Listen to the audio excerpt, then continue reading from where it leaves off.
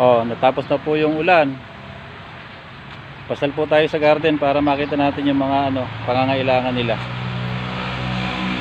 So, kagaya po nito, balibago na kinakagat ng uod o kaya naman tipaklong yung kumain dyan. Ngayon pa lang din po kami naglilinis.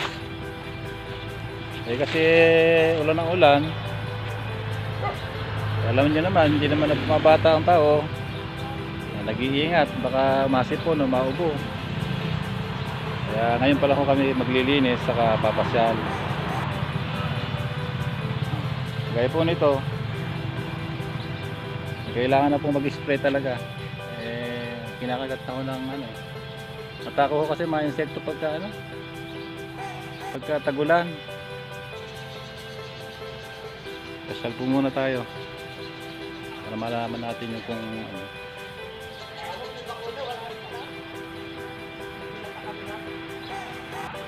ito yung mga bougainvillea na binili ko ng mga puno, tiyagrap ko yan, iba-ibahin ko mga bulaklak. Ipapakita ko rin po sa inyo kung paano yung pag-grap. Lalaki po ng puno. Ayan, yan si Mrs. ayun, nagwawalis naglilinis at duminuho ang garden kasi may malaking kahoy sa taas kasi.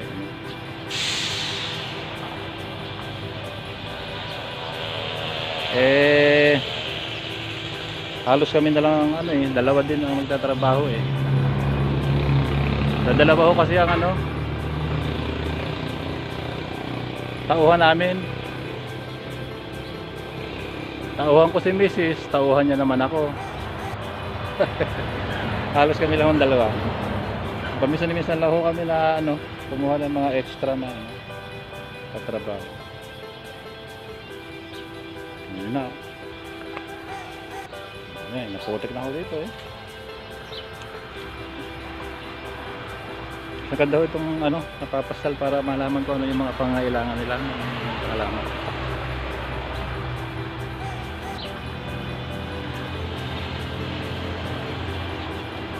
Number 1 ho, kailangan niya mag-spray ng insecticide.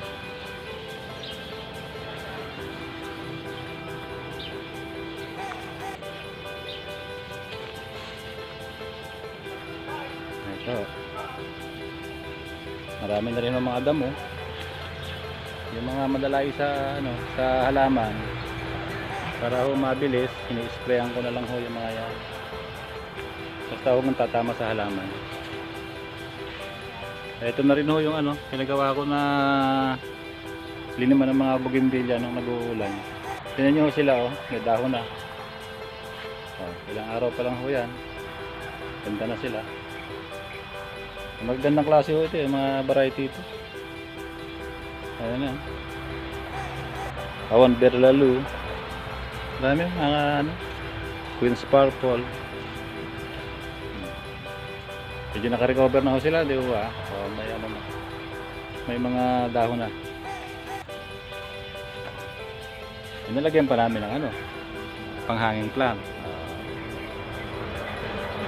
Mainit to tumatagos ang init. Ito naman ho yung mga namin. Kaladium. Ito. Pag lang ho nag-uulan na ganun, yung mga ganito klase, mahapay ho yung mga dahon. Yun na. Kasi nasosobrahan sila sa tubig.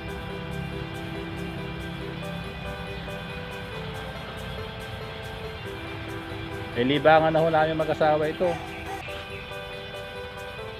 Exercise na namin, hanap buhay pa. Halos hindi na mamalaya ng pagod pagka nakakabenta. Kagaya ho nito, nababato sa tubig ito kaya nagkaganyan ho, medyo nalusaw. Ito naman yung malalaki niya magaganda naman na siya.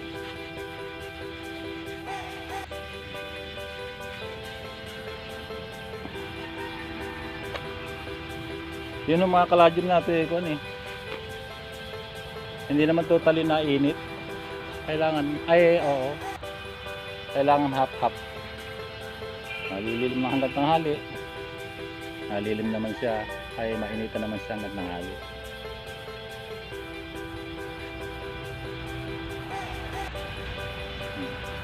Eh kahit ho ito hindi hindi pinapatawad ng ng uod. Ayan sira i-spray natin yan. Makikita ko sa inyo kung ano yung i-spray ko. Ito kagaya ho nito may nakuha ko kami dito na ito inubos na malaking uod na kulay green, halos kasing laki ng daliri.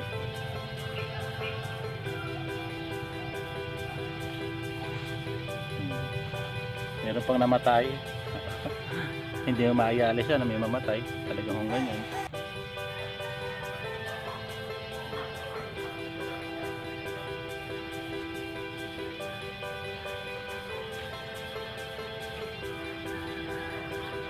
Pakikita ko sa inyo kung anong klaseng insecticide yung gagamitin ko.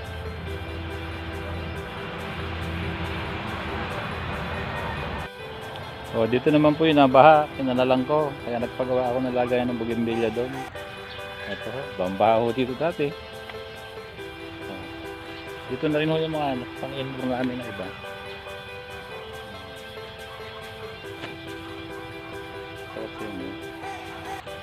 Dito may kanal.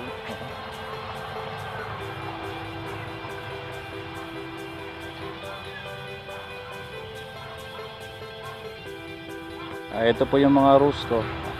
Sa tagal ho na hindi nakapag-spray lang ng ulan. Ito na niyo po yung mga dahon niya. Ito na kinain na ho ng insekto. Pero hindi lang ho naman na insekto ang ang kuwan dito sa rose. Kinakailangan din ho na lagyan sa ng fungicide.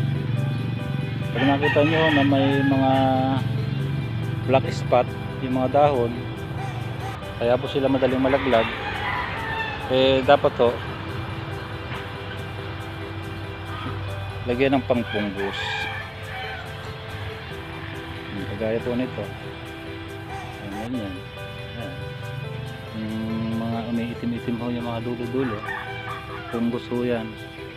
Kaya dapat na mahaluan din ng pangpunggos yung spray dito.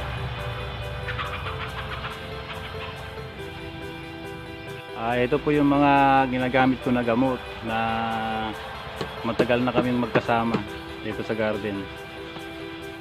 Halos po ilang taon na. Ito po yung pang insecticide. Simbus ho yan. Ito naman ho yung takalan niya. Pag bumili ho kayo, manghingi ho kayo ng ganito na takalan. Saktong sakto ho dun sa sa isang sprayer na ganyan. 16 liters ho yata yan. Isang ganito ho ang kakarga nyo, isang cup ho dito. Ito naman ho yung pag may nakita kayo mga black spot doon sa mga dahon ng mga halaman nyo. Ito naman yung ginagamit namin pangpunggos ho ito. Pulbos ho ito. Ang ginagawa ko ho dito ng takal, kinukutsara ko ho. Kulay yellow ho loob niyan. Dalawang kutsara ho na punong-puno yung umaapaw, isang garga ho dun sa spreader. Kahit na ho pagsabayin na ninyo isang halo dun, unahin nyo yung simbus, lagyan ng konting tubig, pagkaraan isunod nyo itong ditin, lagyan ulit ng tubig hanggang sa mapuno. Pagkaraan ipasok ho nito yung ninyo ito dulo dun sa may takip nya at bombahan nyo para ho siya mahalo siyang maigi. Ang oras naman po ng pag-i-spray, mas maganda ho sa hapon. Maaaring ho na sa alas 4, alas 5 hanggang alas 6 para ho yung mga hayop, yun ho ang kalakasan nilang kumain, nasa ibabaw ho sila ng mga dahon. Kaya tamang-tama ho na spray, tatamaan sila. Yung garden ko ho ay umuubos ng 5 karga dyan sa sprayer na yan. Ito naman ho yung matitipid lang ho naman ito. Tagal na hong gamitin ito. Pwede ho kayong mag-spray kung every 15 days o Kung wala naman sakit, eh di, kahit umabot ng 1 month, eh pwede. Hmm. Mahalaga rin po ay may ganito. Eh kung hindi ko naman ho na sinasabi na lahat ay ganito ang gagamitin nyo, basta ito lang ho ang ginagamit ko. Itong dalawa na to. At ganun lang ho, at maraming salamat po sa panunod ninyo.